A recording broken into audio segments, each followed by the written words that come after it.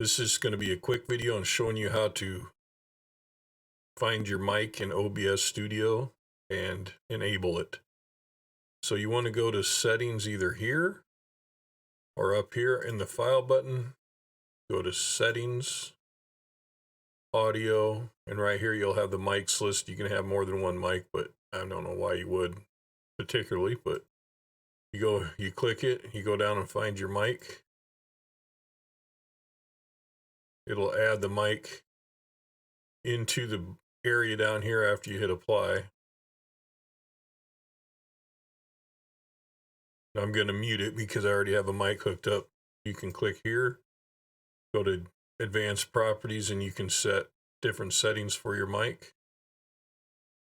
Or you can right click this and go to filters, and you can add all kinds of filters and compressors, gain filters, limiters, noise gates, and everything. And there's many videos on YouTube on how to do that. I'll try to link one in the description.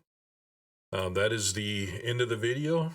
Hit that sub if you would, please. I have a sub goal going, and I appreciate it. We'll catch you on the next one.